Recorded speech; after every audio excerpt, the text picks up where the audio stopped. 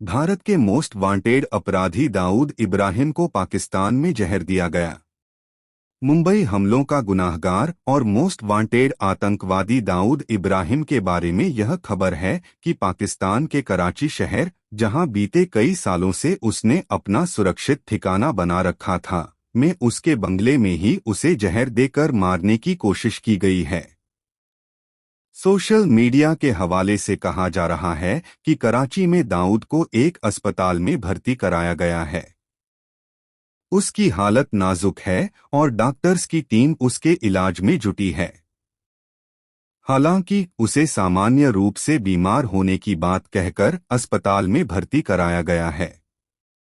गौरतलब है कि इससे पहले भी दावा किया गया था कि दाऊद कई गंभीर बीमारियों से जूझ रहा है। पिछले दिनों चर्चा थी कि गैंग्रीन के कारण कराची के एक अस्पताल में उसके पैर की 2 उंगलियां काट दी गई थीं। हालांकि इस बात की भी पुष्टि नहीं हो पाई थी।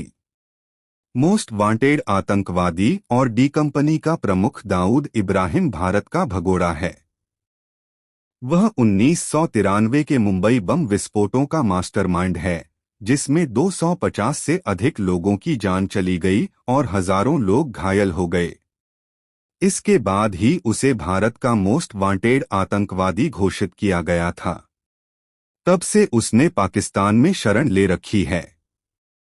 भारत ने कई बार इसके सबूत भी पेश किए।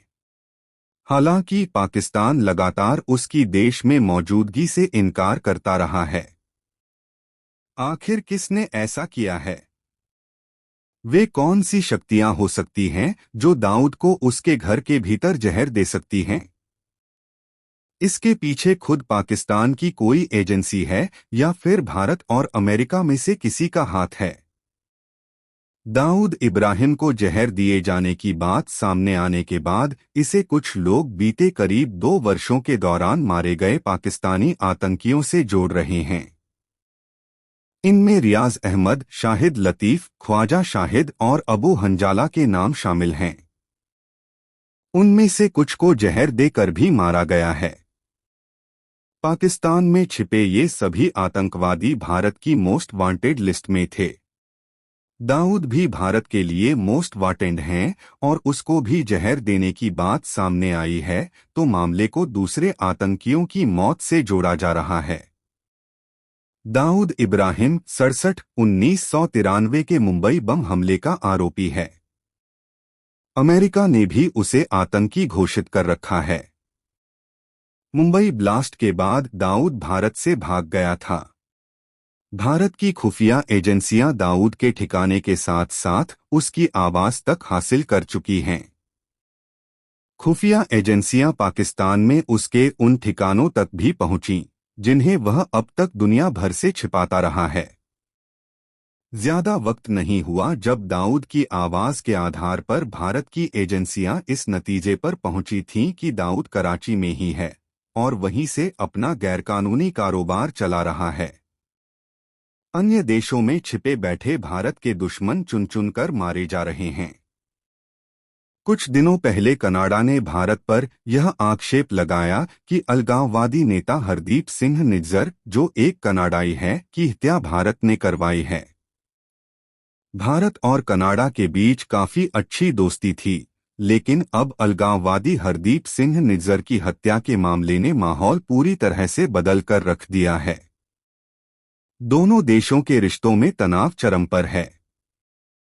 G20 सम्मेलन में भी भारत और कनाडा के बीच आई दरार साफ नजर आई। प्रधानमंत्री नरेंद्र मोदी ने कनाडा में सिख अलगाववादियों के आंदोलन और भारतीय राजनयिकों के खिलाफ हिंसा को उकसाने वाली घटनाओं को लेकर नाराजगी जताई थी, जिस पर कनाडाई पीएम जस्टिन ट्रूडो ने जवाब दिया था कि भारत कनाडा की घरेलू राजनीति में दखल न दे।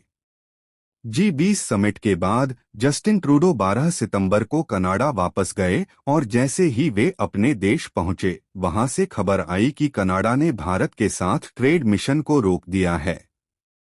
दरअसल कनाडा में बसे सिखों को ट्रूडो अपने साथ लेकर चलना चाहते हैं, इसीलिए वे खालिस्तानियों का भी खुलकर समर्थन कर रहे हैं।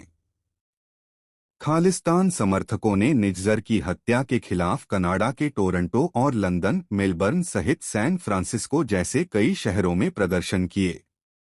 खालिस्तान का समर्थन करने वाले निज्जर पहले ऐसे अलगाववादी नहीं हैं जिनकी हत्या की गई है। भारत सरकार की ओर से आतंकवादी घोषित किए गए परमजीत सिंह पंजवाड़ की भी मई में लाहौर में हत्या कर दी गई थी।